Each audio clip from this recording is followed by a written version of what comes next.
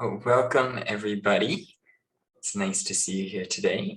I'm going to start by sharing my screen.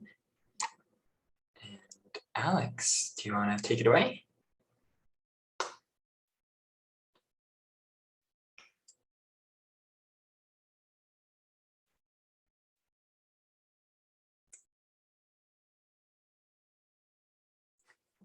How you doing there, Alex?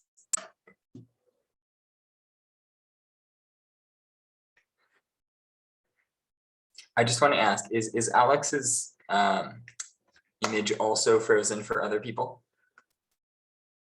Yeah, sorry, my Zoom crashed, but I think it should be good now. Yeah. Okay. Well, whenever you are ready, Alex, you can take it away. Yeah, of course. Thank you everyone for showing up today. Welcome. So we'll start off with a quick land acknowledgement. So we would like to acknowledge that the land we are gathered on is the traditional, ancestral, and unceded territory of the Musqueam, Tsleil-Waututh, and Squamish Indigenous peoples. So firstly, we'll go over a bit about Gearing Up Engineering Outreach, what we're about. So Gearing Up is dedicated to promote science, engineering, math, and technology, STEM-related subjects to the children and youth of British Columbia through fun and innovative hands-on experiments and projects. So some of the programs that we offer include events and clubs, camps for kids, others for teachers. We have workshops and professional development sessions, as well as our outreach team that travels to different parts of BC to provide our programs. Yep. And on the next slide here, today our focus is more so on the professional development part. And so our mission here is to increase the diversity in STEM fields, help prepare youth for the future, sort of cultivate curiosity, critical thinking, and problem solving, and as well as helping students discover that they can do STEM and making sure that it seems accessible and approachable to all. Yeah, next slide. Yeah, so quick introduction. I don't think we've gone over names yet. I'll start with myself. My name is Alex Guo. I use he, him pronouns, and I graduated from BCIT with a degree in information technology.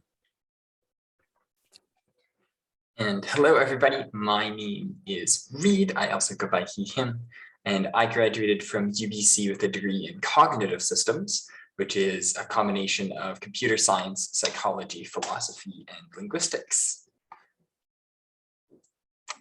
Yeah, and that's the introduction. So now we'll get into the meat of our presentation.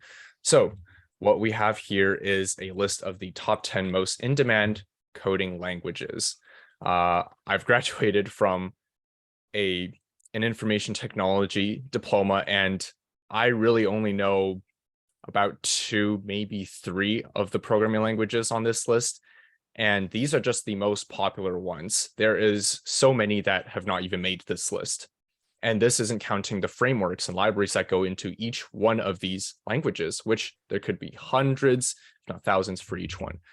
And the reality is you're just never going to learn all of these, all of everything. You won't be able to learn even a fraction of everything, even if you spend your whole life dedicated to learning it. And by the time you learn one of these things, you feel like you might have mastered it. A new iteration comes out of something that is maybe even better, and you'll have to start the learning process all over again. So most of the time, people who look at coding, they see how complicated and technical it is and how much content there is, such as these different languages, and they feel really intimidated. And especially as teachers, who you might not just have time to learn everything about how to code, but at the same time, you're expected to teach coding in your classrooms. However, there is some good news and light at the end of the tunnel. The truth is, you don't need to know all the details for all of these languages. The programming language itself doesn't really matter that much. So on the next slide here, we'll go over a bit of a definition of computational thinking. So computational thinking is a type of problem solving which involves expressing problems and solutions in terms that can be understood and executed by a computer. So basically, through learning how to think like a computer, computational thinking, you are learning how to speak to and understand computers, learning how to interact with them. So I'm moving on. I'll hand it off to Reid, who will dig into the components of computational thinking. Yeah, thanks, Alex. Yeah, so computational thinking is kind of the deep framework which you can use to think about coding topics and to teach coding. Because as Alex was saying, there's so many different languages out there. As a teacher, it can feel so intimidating. You feel like you have to know everything before you can teach it, before you can start answering student questions. And it's actually much easier than that. Coding is just problem solving with computers. And this is a special type of problem solving, but you've probably seen pieces of this before. We call it computational thinking, and it can be broadly broken down into 4 steps. First, you start out with decomposition. You take the problem and you try to break it down into smaller pieces, into smaller problems. And you keep doing this until the problem becomes small enough that you can actually start solving it. You also want to engage in pattern recognition. You want to recognize that there is some kind of repeated pattern going on here, recognizing similarities in parts of it or differences, asking, are these steps repeated? You can also engage in abstraction. Abstraction is where you really ask yourself, what are the important details of this problem? Okay, I'm just looking at the chat message. Yes, you all have to leave at 4:30. That is okay. We will get through this, but that is good to know. So yeah, abstraction, you're just basically trying to figure out, have I seen something like this before? Can I get what the essential details of this? Maybe there's a more general version of this problem that I can solve. And finally, it's only in this last step that you actually start assembling a solution. That's when you actually take this problem and you start putting it together and taking these abstractions and these decompositions and these patterns and turning them into concrete instructions that a computer can understand. Now, those specific instructions are going to be specific to the language or the technology that you're using. You're going to write the algorithm in a slightly different way if you're using a programming language like Python instead of something like Scratch, which is what we're going to be doing today. But overall, the entire problem-solving process between different languages is identical. It's only that very last step, and really it's only the last step of the last step. After you've figured out how to solve the problem, that you're actually writing it in the specific terms, in the specific language that you're going to be using. So when teaching programming and just when we start learning this, we tend to focus a lot on the last step. What is the code? What code do I write? And we really leave out these other 3 steps, which is, what is the problem that I'm solving? How do I solve it? And what's so great about this type of problem solving is it can go beyond computers as well. The first 3 steps are just incredibly useful for any kind of STEM or engineering problem. And coding is really just problem solving using code as your tool to solve these problems. So what we're going to be going through today is we're actually going to be engaging in this problem solving process together. So I hope that you are all in a place where you are comfortable speaking out loud, because I will be picking on people in order to participate in this. And even if you have your camera off, you cannot hide from me. There are only 3 people, so I know that we can do this. So first, I'm just going to teach you one specific piece of coding, one specific instruction. And a lot of the problem that we're going to be solving today is going to revolve around this instruction. So you may have heard these before. These are if-then statements.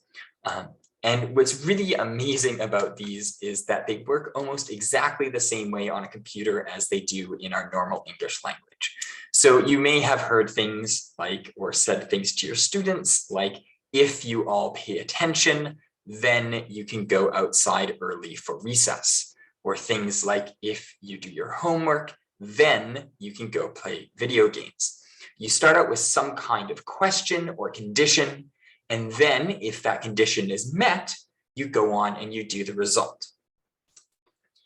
And now in Scratch, this type of condition would look like the following. You can see that we have this nice orange block, and then we have some kind of blue block inside of it here. And that blue block is asking some kind of question. That's our condition that we're asking.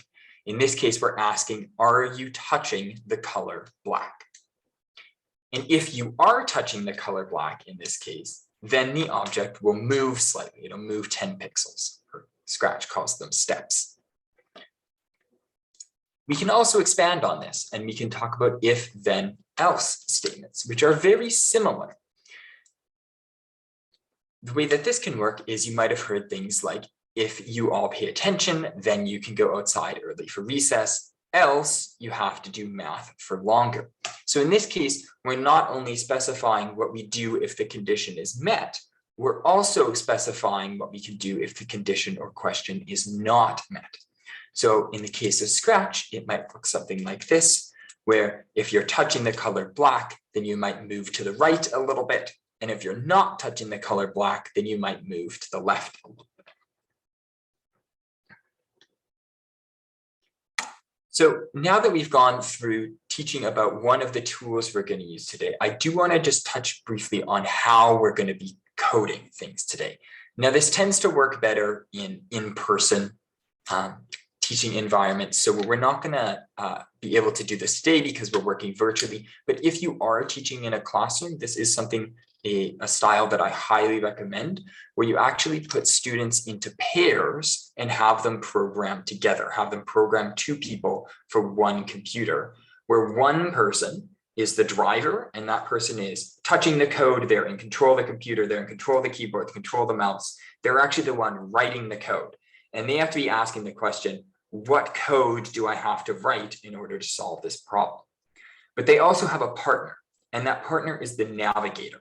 And the navigator is a little bit more of a big picture thinker. They're looking ahead. They're saying, are we solving the right problem right now? With the way that this person is, that my driver is driving, do I see any future problems with the code? And you could really think about this as like 2 people in a car, right? The driver is the one actually in control of the car. They're the one that actually decides how the car drives and where it goes. But you also have a navigator who's trying to look ahead on a map. And I'd be saying like, oh, there's some construction up ahead. We might not want to go that way. And is actually directing the driver where they need to go. And this works really well. It's just a great way to, 1, have your students practice teamwork and collaboration. And 2, it'll also solve a lot of problems for you in the classroom because they will start debugging each other's work. And they will solve a lot of problems in their pair on their own, which makes it much easier for you as a teacher to go and teach. Okay, so for our next step here, we are going to be going to the Scratch website. So I'm going to get out of my skull screen here, and I will also go there.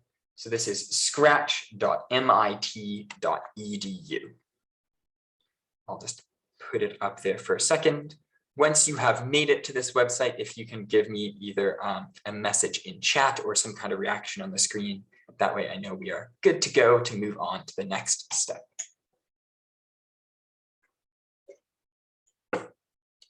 Thank you there, Mr. Q.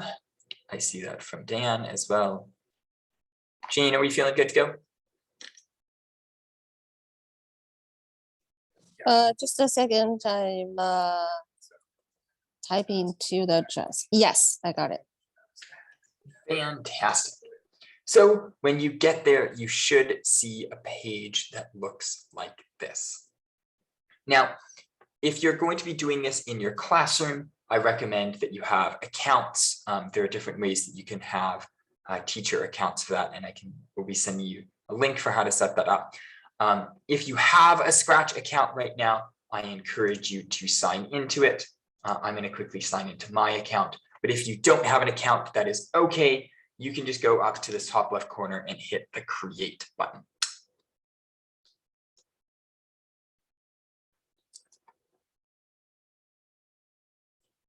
And we should end up with something that looks like this. And I'm just going to make sure that I have, let's do it this way. There we go. Make it nice and big for everybody. Okay. Now, if you're on a laptop and you only have a single screen, this next part might start getting a little bit difficult because you're going to have to switch back and forth between writing code on your own screen and watching some of the things that I am doing. For right now, I'll just get you watching what I am doing on the presenting screen, just because I'm going to run us through Scratch a little bit. Actually, can I get everybody to put in the chat a number between 1 and 5 telling me how experienced you are with Scratch? So 1 is, this is my first time ever using Scratch, never really used it before, don't know how it works. And like 5 would be like, I've seen Scratch tons, I've done it lots before, I feel very comfortable with it. Okay, so we got people all the way across the board here, and that is fine. You will notice that that happens in most programming classes that you teach, that you'll have some people that have never done it before and other people who have done it lots. So I'm just going to take you through a quick run through of what the Scratch interface looks like, because we do have some beginners with us today. So you can see that on the far left, we have all of the code blocks. These are actually the instructions that we use, that we give to Scratch in order to make things happen. These are the code that we write. And they fall into different categories, which each have their own little colors associated with them. So you can see, you can scroll or you can click on the little tabs. We also have this area in the middle. This is where we will actually go and write our code. This is where we'll take the code. So we'll kind of drag it from that left area into this middle area here. And this is where we will put all of our code. We will write our code and where it will be run. Finally, on the right-hand side, we basically have our stage, or our canvas. And this is where the result of our program is going to be. Scratch is really nice because everything is very visual for you. And the way that Scratch works is everything is divided into sprites. So you see that right now we have this little cat. This cat is called sprite 1. And this cat has an image as well as a position somewhere on our screen. And so most of what we're going to be doing is moving images around our screen in one way or another. And the code that we write is going to be instructions for how we are moving that across the screen. Any questions about the basic interface? Okay, so that means that I get to launch into some fun things. So what I have up on the screen right now is a little game. It's the game that I have made. And this game, I'm going to do it this way, is just a very simple game where the goal is to move your mouse across the screen until you get to the end in the green circle and it says that you win. And if you go, you can see this one, I think this version actually has some bugs in it, which is kind of interesting. But you can see that if you hit the black lines along the way, you get something that says game over. So what we are going to do is we are going to engage in our computational thinking process here. We're going to go through all of our steps, and we are going to remake this game together today. So I want to hear from all of you, and I'm going to write these things down as we go. We're going to start out with decomposition. We want to know, what are the problems that we need to solve? And so I want to know, in this little maze game, what are the problems that we are going to need to solve in order to make this work?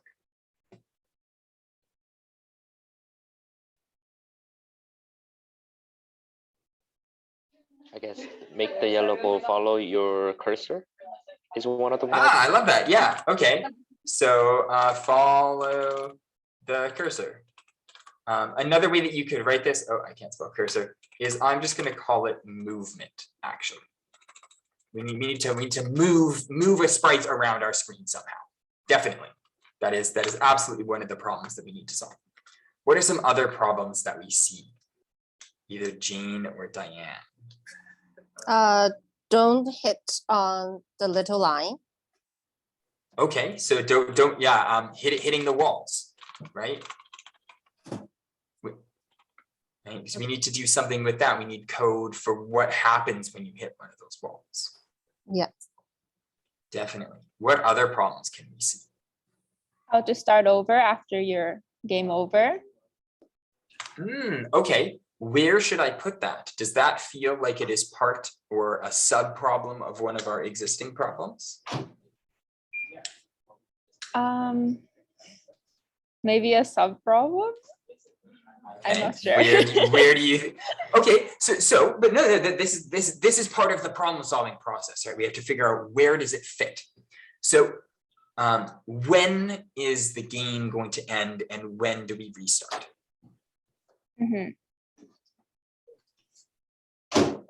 When does that happen? When do we want the game to end? If you touch the black line 3 times. Or I don't know. Not like, sure about the, I'm not three. sure I understand the question.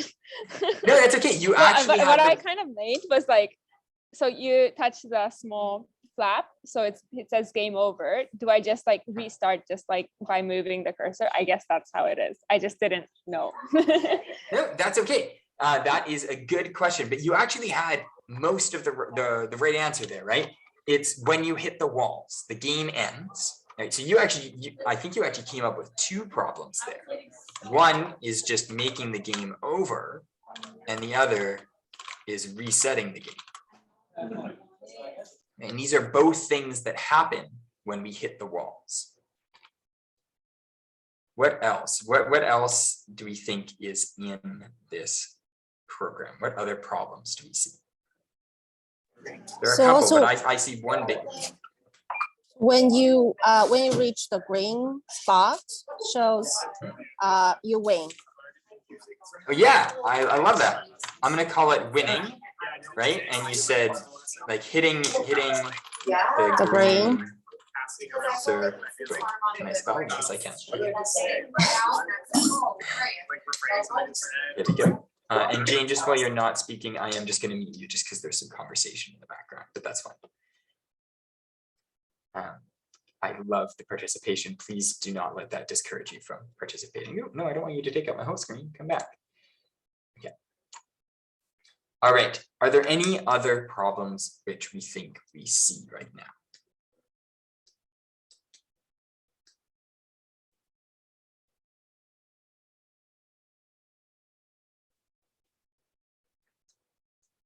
I'm not hearing any, so that's okay, right? This is part of the problem solving process, right? We look through and we're like, okay, what problems do I think I need to solve? And we might reach the end of that list. We might be like, okay, at least right now, I think that I see all of the problems that I'm going to need to solve. And we can always add to this list later.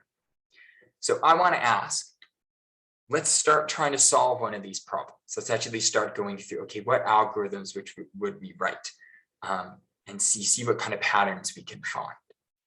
Which of these problems do we think is best to start with? Which one should we try solving first? I want to say movement. Movement, okay. I'm curious, is there a reason why you would like to start trying movement first? No wrong answer, just curious. Because for the game over and like resetting the game, you have to get to a destination to like even start working on it. Oh, that's a lovely justification. Yes, I think that is a great reason why we should start working on the movement first, right? Because in order to test any of the other parts of our game, we're going to need to have something that moves. Okay, so this is where we can go back into our Scratch editor and we can actually start trying to code our game. So what we can do to work with this is we're first all going to choose the sprite that we want. So right now there is a cat sprite. And what you can do is if you go and click on that sprite and hover over it, you'll see a little garbage can. For now, we're just going to delete that sprite entirely. And then in the bottom right-hand corner, you should see a little cat with a plus icon, a little button that is all green when you hover over it. It says choose a sprite. You can click on that. And I'm going to give everybody 20 seconds to choose your hero for your game. Choose the sprite that the player is going to be. I made mine a boring ball in the example, so maybe I will choose something a little more interesting. I'm gonna make mine the dog because I like that. I like the dog. Dog. You have 10 more seconds to choose your sprite, the one that you want to work with.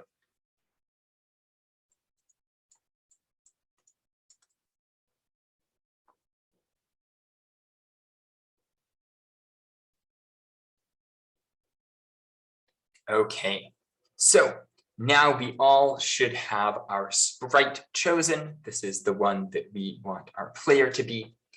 And we want to start solving our movement problem. So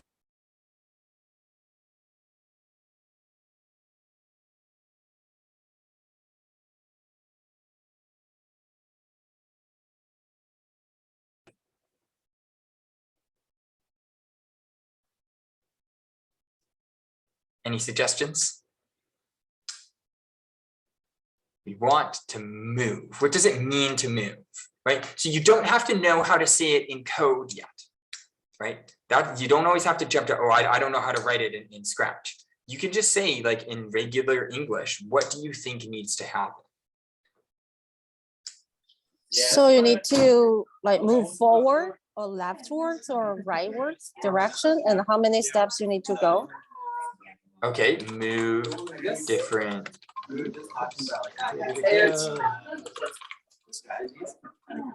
move different directions. Yeah, we can look at the this example again. How is this ball moving? What is happening? So the ball is following the mouse. That's a good one. So moving different directions, we might want to change to follow the mouse. Okay, let's see if we can get that working. Let's see what we can do. So one thing what is really helpful and is a great way to always start our scripts with is if we add in the events block here. There's one that's when green flag is clicked. This is like the universal kind of start button for Scratch. This is like the go button, you know. So we can start our code by doing that. Now, inside of motion, is there anything we think we could use to help this sprite follow our mouse around? I want to give everybody a few seconds to look through and see if there's anything you think might be helpful.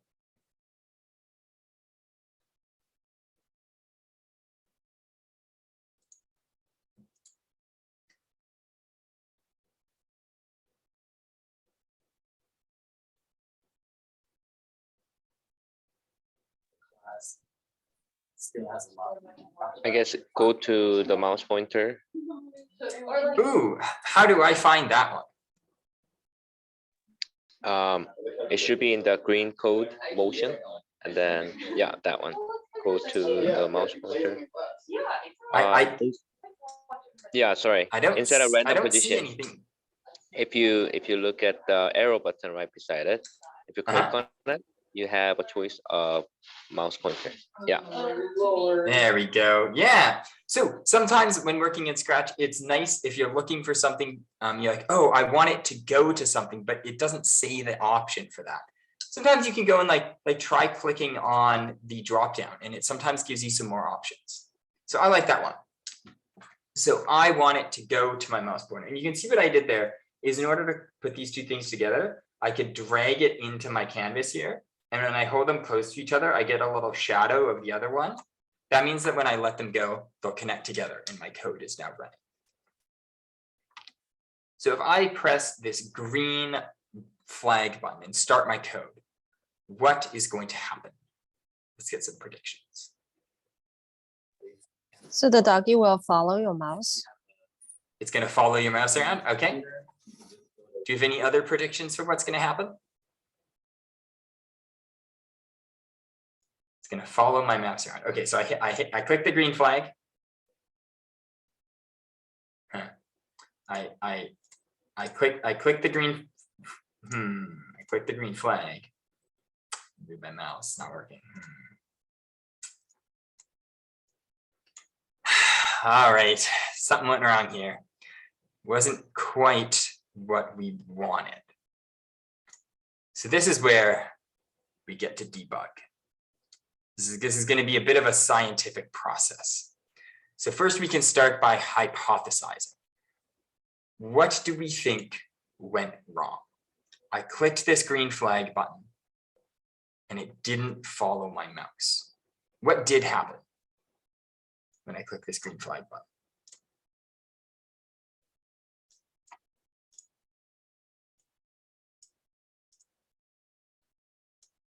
The dog moved to the corner, like the left top corner. The top corner, yeah. What didn't it do? It didn't follow the cursor. Didn't follow the cursor. Okay, let's see. Let's hypothesize for a bit. Why do we think this might have happened? What went wrong?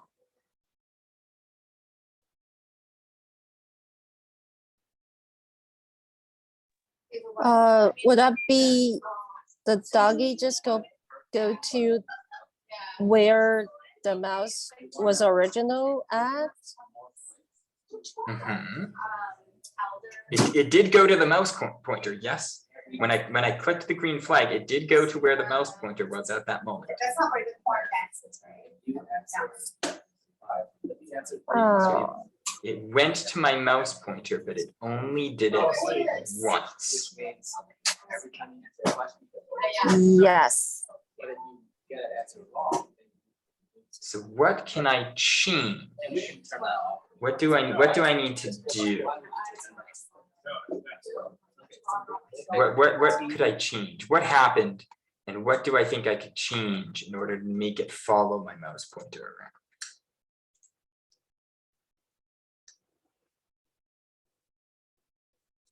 Like maybe add something that indicates like continuously follow, like keep following instead of just one click. Ah, I love it. Yes. Thank you, Diane. Yeah, so what happened is our code is only running once, right? Our code will only ever run one time unless we tell it to run more than once. Computers are very, very good at following our instructions. So what we're going to need to do is have something that will repeat that piece of code multiple times. And those we call loops. And you can find them in this orange control menu here.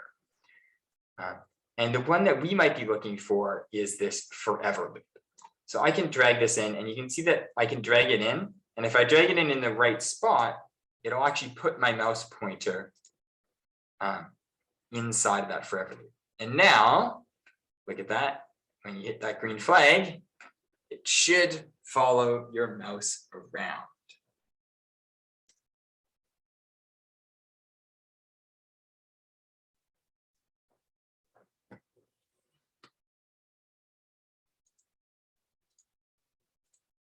So this is good. I think that we have now solved following the mouse here, which I think means that we've solved. Oops. Put it on night mode. We have solved our movement problem. So we're down one problem, and we have two problems next. Right now, has movement working? And I want to pause for a second and check and make sure that the people following along, does everybody have their character following their mouse around? Are we able to do that? Fantastic. Okay, so what do we want our next step to be?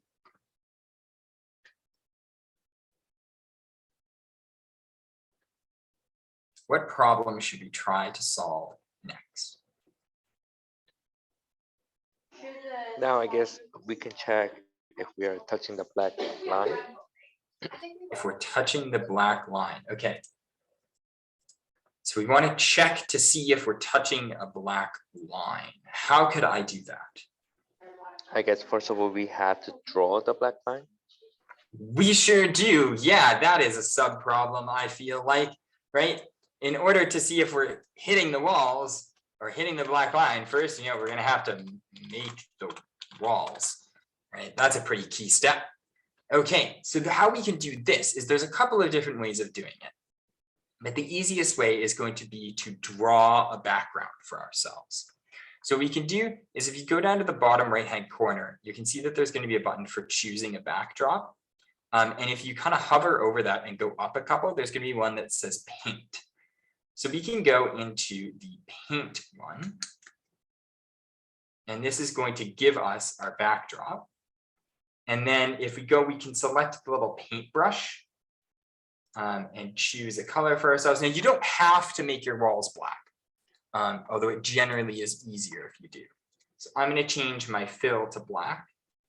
And then I am going to draw myself a little maze for my character to get through. Now, I'll help you out a little bit and I'll say this maze should probably start in the top left-hand corner because that is where our start button is. Or that's where our green flag is. So I'm going to make my this.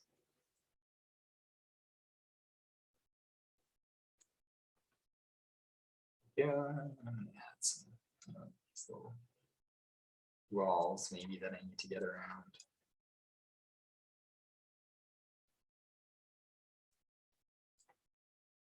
And if I make a mistake, I can always go in and remove things. So I'm going to give everybody another 20 seconds to finish off their backgrounds.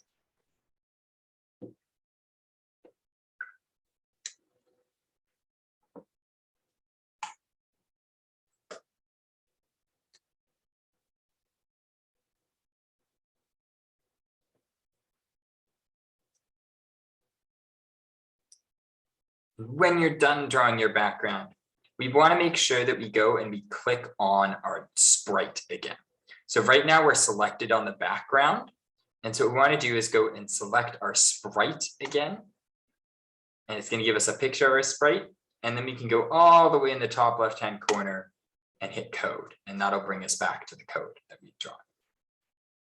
Now, a very common mistake here that you'll see students do is if you're working with the background, they'll still have the background selected and they'll try to go back to the code and they'll be like, hey, my code is gone. Where did it go?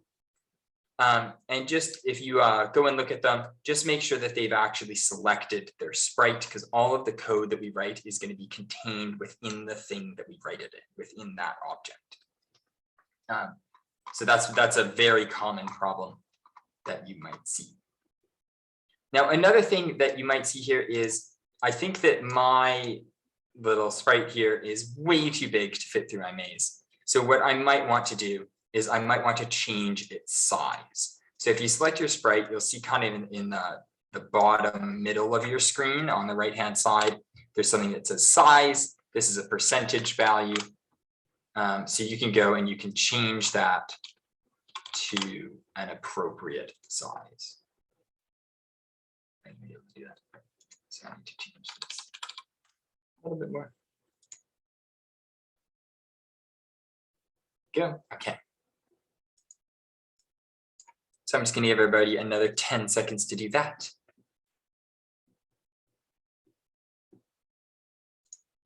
Because I now think that we have solved the part of our problem that is making our walls. So now what we have to do is we have to figure out what happens when we hit the walls. So I want to ask, I'm going to throw this question out to the crowd again. How can we figure out if our sprite has hit a wall?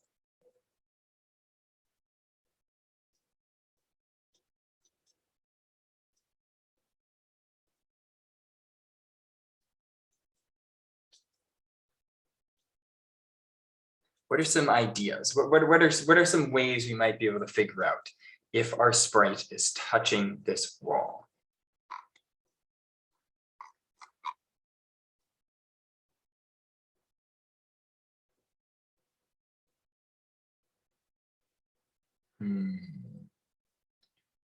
Okay, so maybe we don't know the specific, but what do we want to do? What do we want to check? If X, then Y, like the example before. Sure, yeah. So we're going to need some kind of if statement. That's a great place to start. Absolutely, yeah.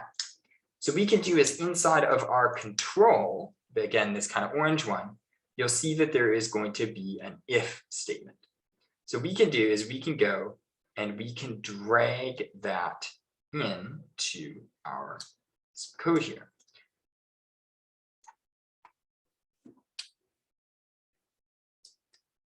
So it says here, if blank, then blank.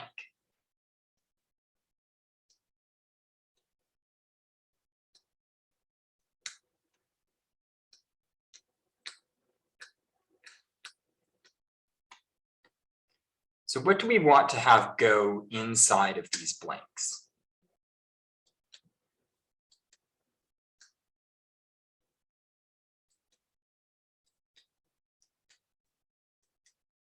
What do we think? Right next to if we need to put some kind of condition, and I Yes. guess the bottom is what will happen if that condition is met. Yeah, so what would our condition be? If we don't know the code for it, that's okay. What would it be in just regular speech?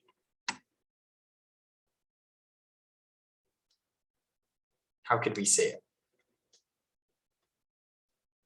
If touching black line. If touching black line, I love it. Thank you, Diane.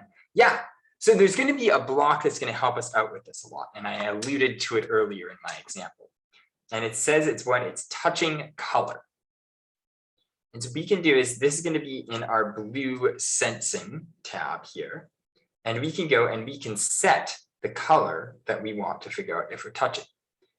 And what's nice is instead of trying to like guess exactly what color you used, you can actually just use the little dropper and you can go and you can select it like that.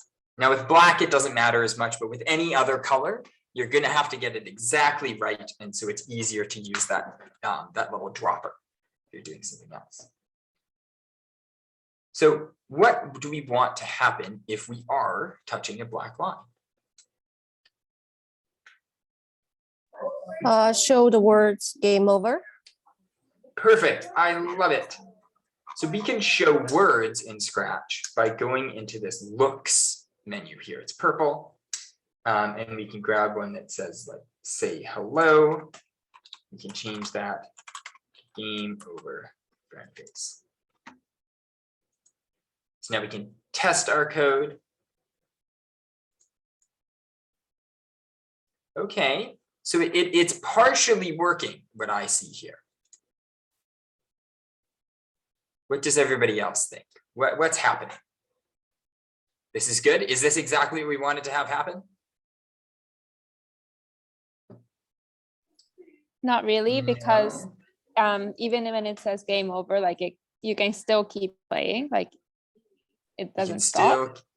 It doesn't stop. Yeah. So this was a partial success, right? I don't want to say like this is good. Whenever this happens in code, you want to be happy with yourself because you're like, okay, I made part of my problem work. That means there's progress. That's great.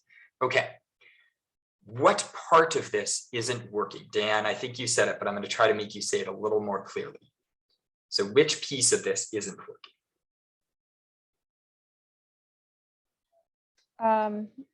The fact that you can continue going through the maze.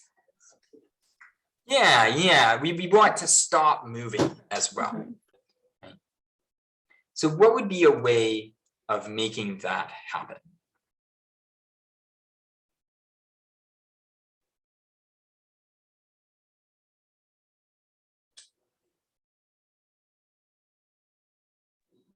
So say game over and stop the And stop. and stop? Sure, let's try it. So I think there's a stop inside of control. There's something that says stop all. Right? You can try that. You can run it. actually just like a sales guy. Okay, Uh-oh. so now it is stopping, but it's not saying game over. We've broken a different thing here. Oh, So I don't okay. think that was quite what we wanted. Can somebody tell me just in regular English speak, what do we want to have happen here? What is our condition? The full thing so far. So if we touch the color, we need to say game over and at the same time stop. So they should be in the same line instead of consequently. What do we want to have happen if we're not touching the black line? Yeah, we didn't do it for a while. Continue following the curse. Continue. Okay. So is there a way of putting those two things together Yeah, if then that we've else. seen? Aha, if then else. So how would it, if we use an if then else, how would it read?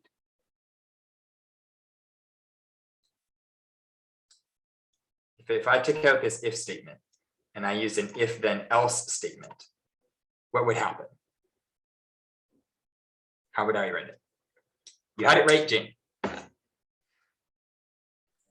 So if touch the color, then say game over, else go to mouse pointer. Just like this. I'm not sure. Just let's run to see. Okay.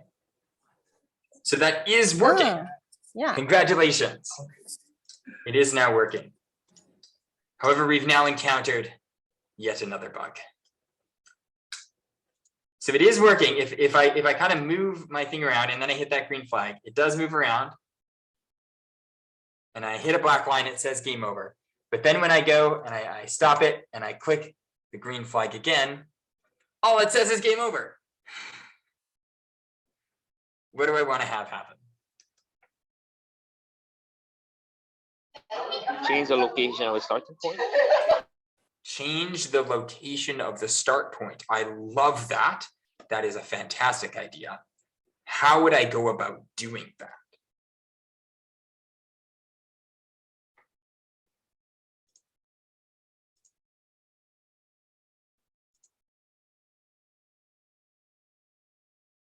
When the game restarts, go to that specific point of starting point. I guess. Okay. So when the game starts, go to where? Wherever you want to start, I guess. Like, Wherever you want to start. Yeah. yeah. So I kind of want to start in the top left, which is actually going to be right next to where my mouse pointer is. So I might just be able to say, go to my mouse pointer once. Hey, there we go. This now seems to be working as intended. Fantastic. So I've got, I mean, we've solved a couple of problems here. We've made the game over when we are hitting the walls. And we figured out, are we hitting the walls? But we've made the walls, and we are now resetting the game. So there is only one final problem left that we need to solve here. And we are unfortunately just about out of time. So I'm going to be mean and I'm going to say that this is homework. I'm just kidding. It's not really homework, but I am going to pause it here.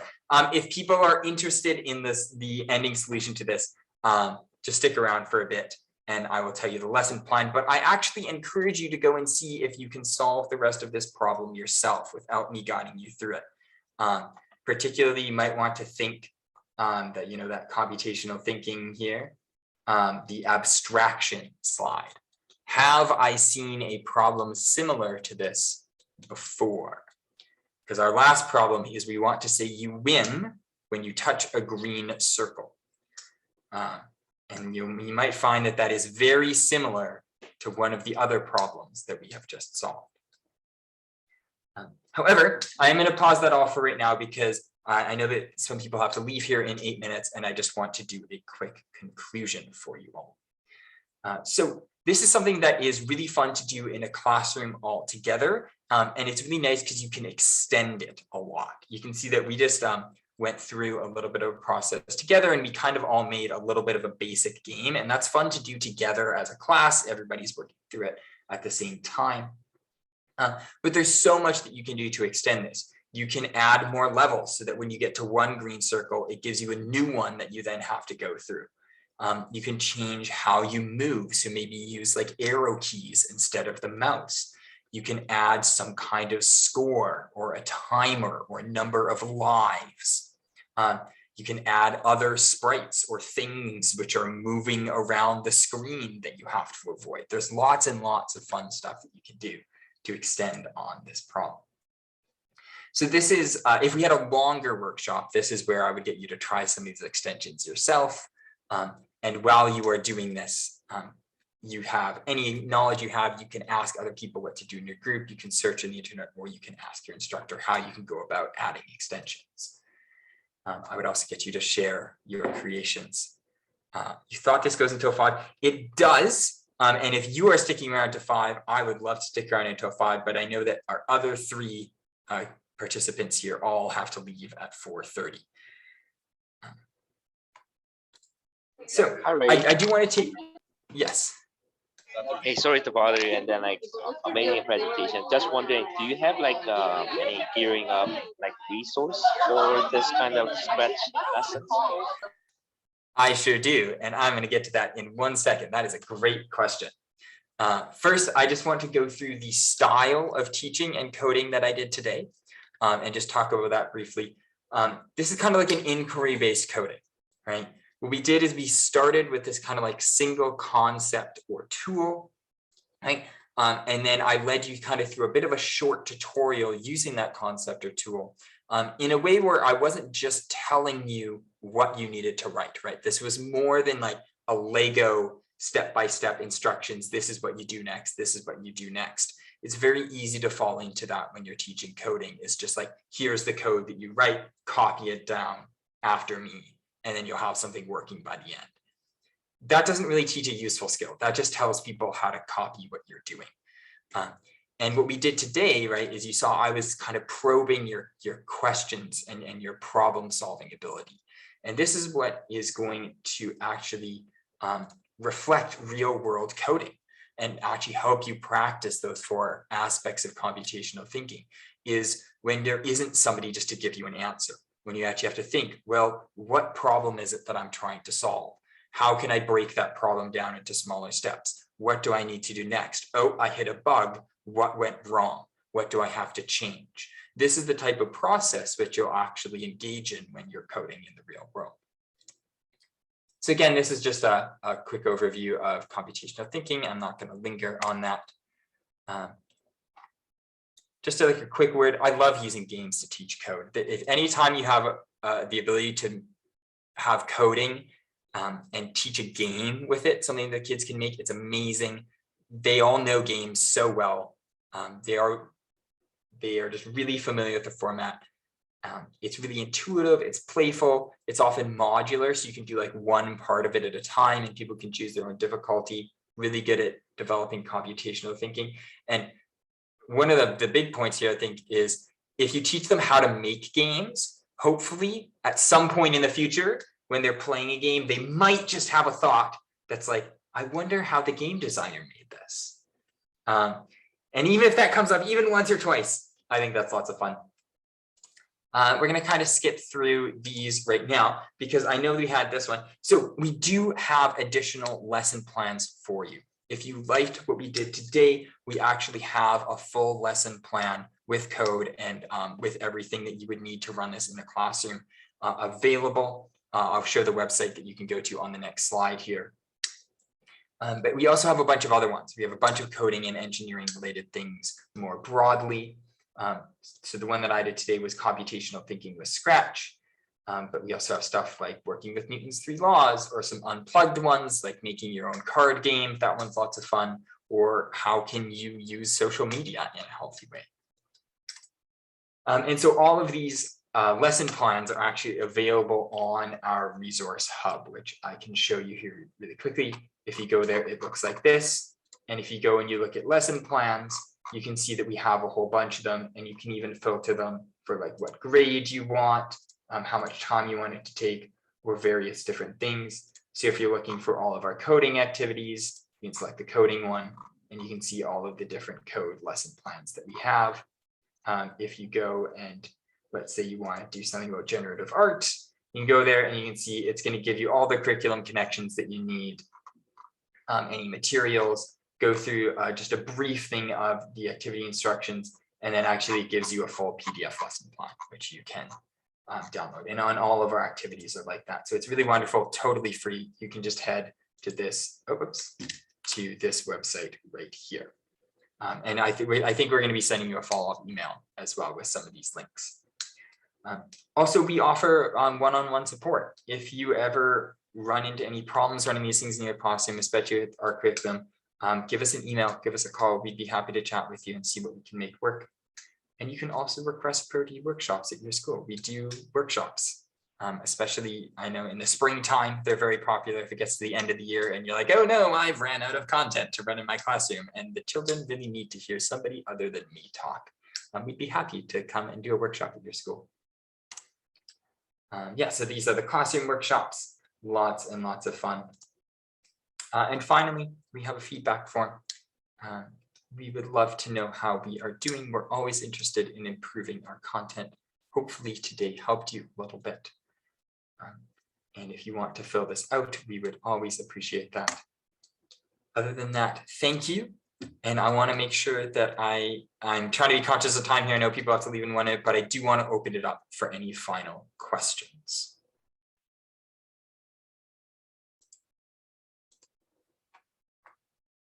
Thank you, Ray.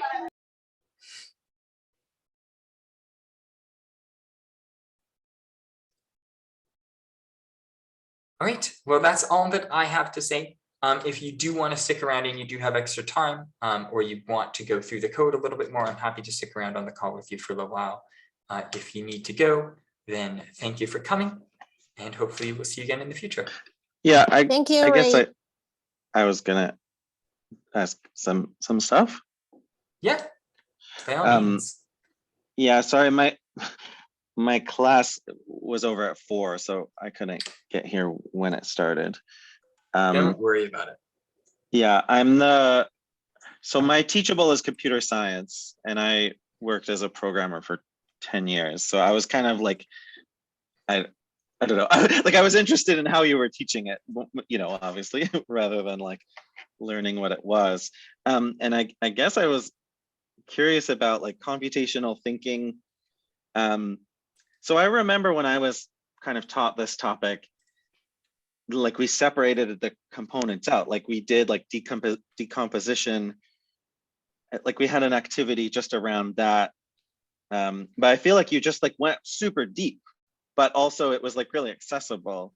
Like, is that like, what do you, I don't know if you have thoughts about that, or yeah, I don't know, or it's just a comment I have. Yeah, so what I like to do is trying to describe my teaching style here. I like to almost, I think of it almost as like leapfrogging, right? Like you try to dive deep into something, and then you always want to zoom back out and be like, okay, how is this relevant before diving into the next thing? And one really helpful thing that I've noticed is keeping a to-do list. It's amazing how simple this is, but just how helpful it is when teaching code. Is just having some kind of visual artifact. You can do it on the screen. If you have a whiteboard in your class, you can do it on a whiteboard, and just talk about the thought process. Why are we doing the things that we're doing? I'm sure as a programmer yourself, I'm assuming you have no problem understanding what the code is, and probably not a lot of problems understanding like what the student is doing or like where they went wrong. What can be really difficult is explaining an expert thought process to a beginner and making that thought process visible to them. And to do that, I ask questions. I get other people to solve it for me, basically. Right. Yeah. No, I like that. That was cool. You just sort of, because I was sitting here thinking like, well, you're gonna need more than that. Like, but then like, whatever, they'll get there when they get there, they'll figure it out. Like the part where you didn't have the make the walls part. But yeah. Okay, yeah, that's all I had. Thanks for letting me watch. Yeah, I'll say one more quick thing. What I would do is I'll get people to solve all of the parts of the problem which I can reasonably expect them to be able to think through themselves. But a bunch of parts of it you saw that like I didn't ask people like, oh, where do you go in Scratch to draw a wall? Because like you can't really think your way through that problem. It's just hidden in a menu somewhere. Yeah. So that stuff I give, right? Because it's like, okay, if I can't really expect you to figure out this quickly, like it's not really teaching you a valuable skill, it's just hidden in a menu somewhere, I'll just show you that thing. But it's a different skill. Using Yeah. computers is usually digging through menus, but that's teaching It's like true. computer studies rather than computer science, like teaching people to, but yeah, no, I get it. You only have so much time. Yeah. I would also give like a long, like if I was going to do this in a classroom and I could choose the amount of time, I'd give like an hour for them to go and do it themselves without any instruction from me, where it's like, go and pick something and work in a pair and just make a game. And giving that free unstructured time is the best, or not free unstructured, but like exploratory time, I think is the best way. Yeah, makes sense. Did you have any other questions? I'm happy to chat about it if you have questions, comments.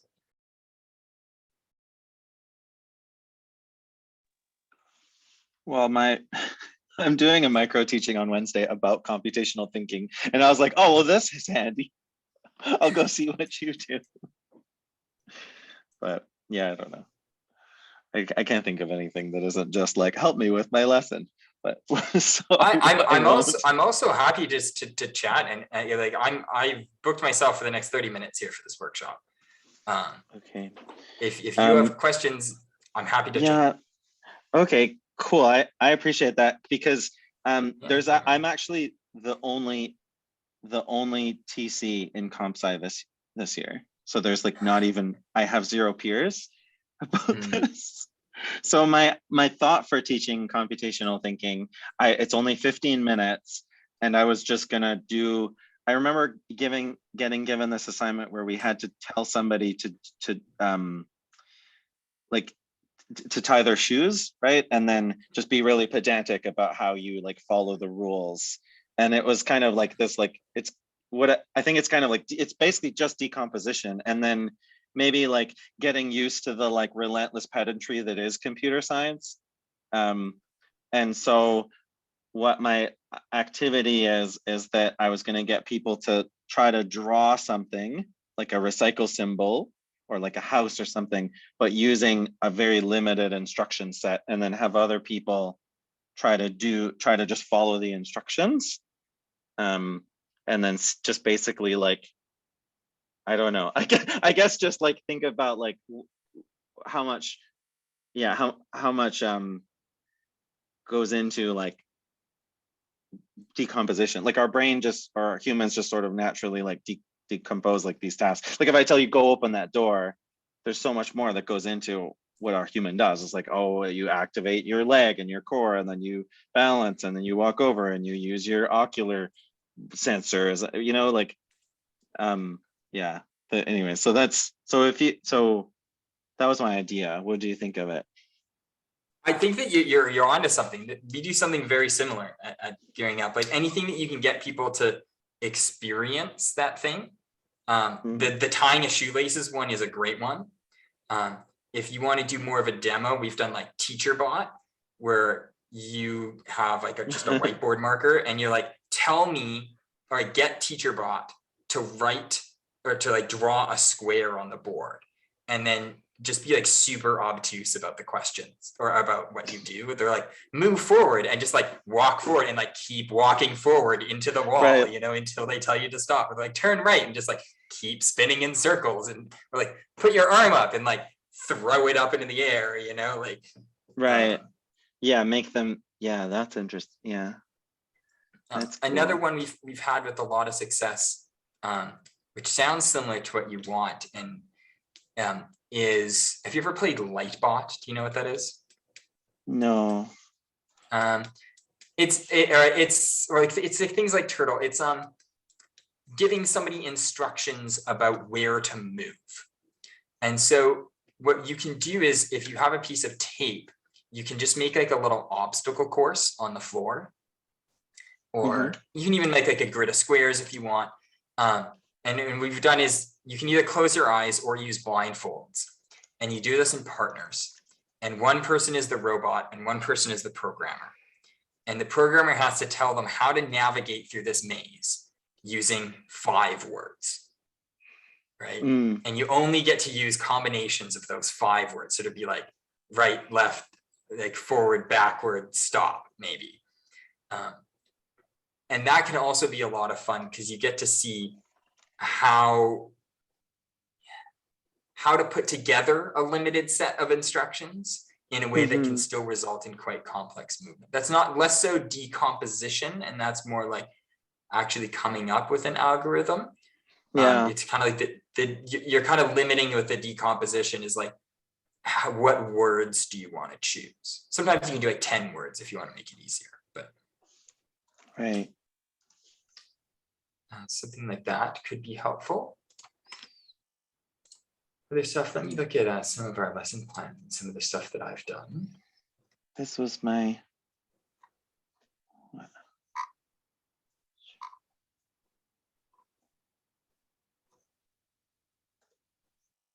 disabled screen sharing. Okay. I can change that. Screen share. Participants. There we go. That should now have been changed.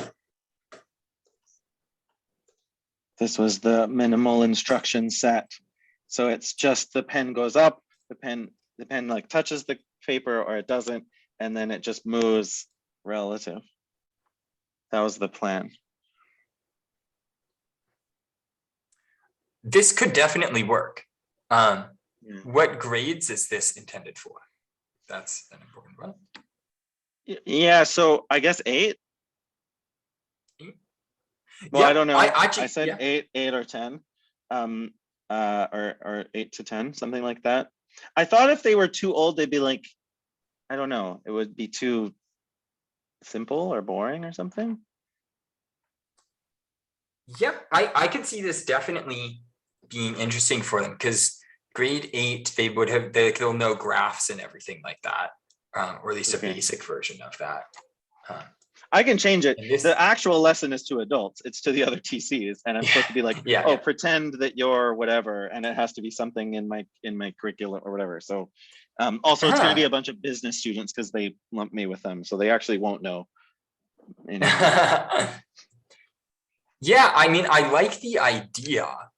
One thing that is always fun is the more you can get people to use their bodies, the more that they'll enjoy it. So I do like. I liked what you were saying about the obstacle course because it's like visceral. It's less like it's like, oh wait, we're doing programming, but it's actually on paper, and it's like really it's kind of finicky. Like it's going to be a lot of instructions. I don't know. Yeah. So that is something to think about. The other minor concern I would have is when you're moving X and Y at the same time, I could see myself moving like the pen across the paper and being like, oh crap, I went down 4 and like I slightly messed up my angle and now I'm over 6 when I only should have been over 5.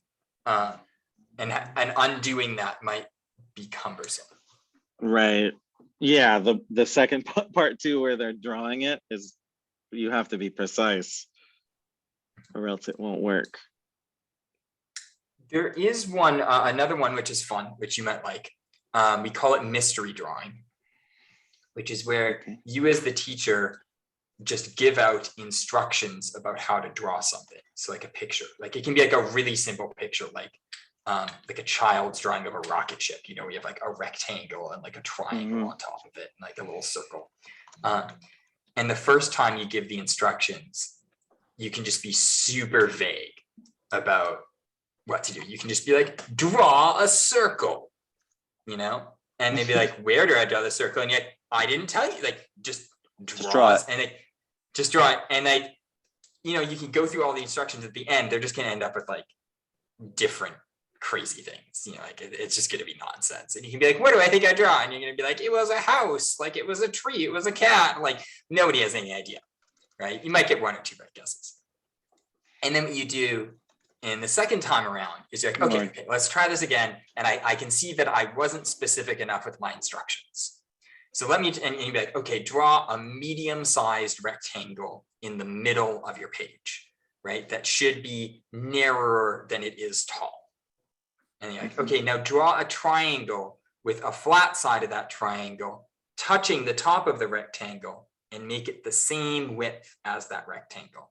And then like, oh, draw a medium-sized circle in the center of your rectangle, and like stuff like this.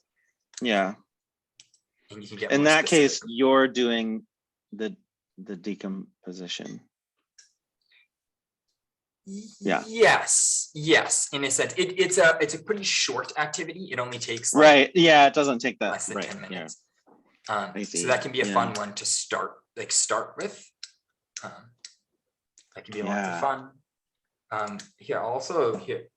So some of these we actually have lesson. Is part of this that you have to come up with your own lesson plan for this? Yeah, I came up with my own lesson plan and I already submitted it last week. So I don't know.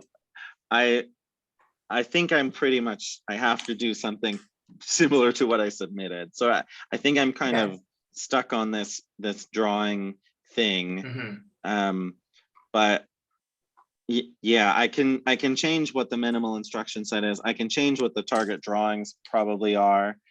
And then I was gonna have 4 like different ones for the different students. So that like, because if you all have the same secret prompt, then when you get another one, you're gonna like kind of fill in the blanks, if it makes sense. So, yeah.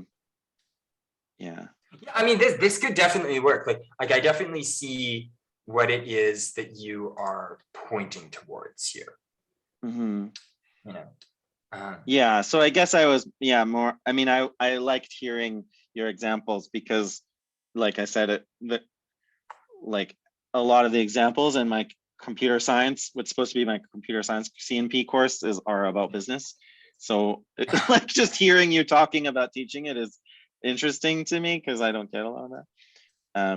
But yeah, I guess I should have asked this, or should have thought of this more directly as like stuff to watch out for, or if I don't know, like I only have 15 minutes. Like, so the target drawings I have 4: a house, that's an awful idea. I was gonna say a neutral expression face, the recycle symbol, or a cube.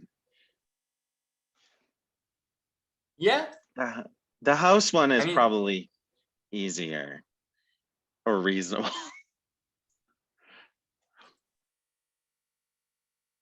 I mean, I can see this working in multiple ways. This definitely seems like a workable activity to me. Okay. Yeah. You could also, I wonder if you could do it where you're like, if you can change this a little bit and you do really want to do the in-person thing, you could be like, come up with your instructions in advance, and like write them down on a piece of paper. And then when you go and do the obstacle course, you have to say like, okay, forward 5.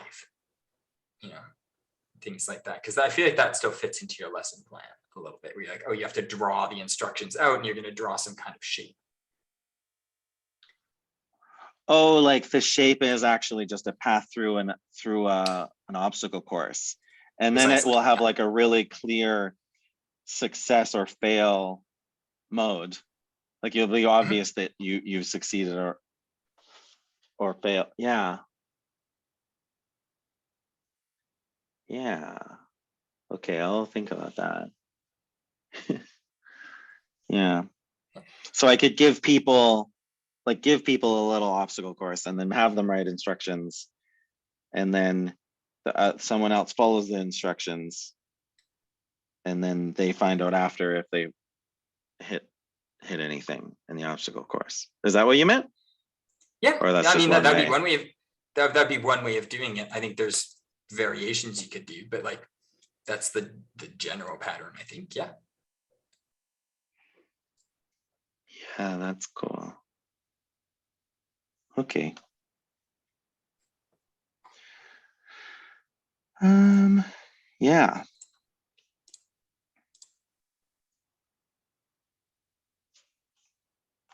Yeah, I don't have anything else. That's okay. That's cool. So these generally, these gearing up things, they're kind of geared towards elementary. Is that right? Or Generally, yes, just because we get the greatest interest from teachers at the elementary school. well, I mean, I don't know, because I was talking to the tech people, and all of the people in the tech cohort have a class during this on Mondays. So, and then physics, we have half an hour of a conflict.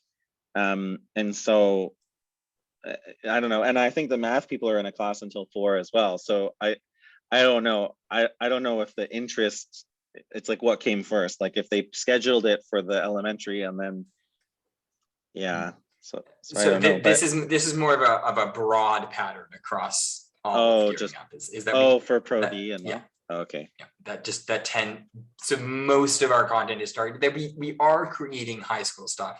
And I personally am working on like high school machine learning. Oh, cool. And lessons surrounding that. Yeah. Oh, dope. But that is not ready yet. That's under development. Cool. What is your background? I graduated from cognitive systems at UBC. Oh, so okay. like computer science, psychology, and philosophy, like what is artificial intelligence and human intelligence and all that. So yeah, that's cool. That world. It is cool. Yeah. I like it. I see. Well, I'll probably just come half an hour late each time and just see what you're up to. Okay. Are we doing this again in the near future? I'm not actually sure. Yeah, there's one every month. I don't think it's us doing it again. Huh? I believe it is somebody else. Is it? Let me look at my schedule.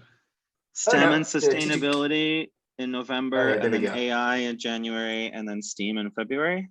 Oh no, you're right. I see that. Oh yeah, because yeah. And we're also doing some STEM and sustainability next month. Oh, it is us every month. Then look at that. I guess I should read my own workshop schedule. Well, shouldn't I? Yeah, I don't know. It's a month away. You don't need to.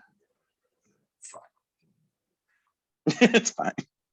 I think we have content developed all the way through the one through February. Yeah. Okay. Okay. Yeah. Thank you for chatting with me, and I'll see you next time. Yeah, it's nice meeting you.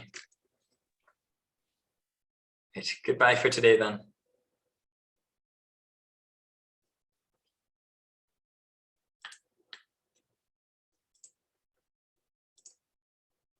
You still there, Alex? Sure am. You're hiding from me here, huh? Oh, sorry. Can you hear me?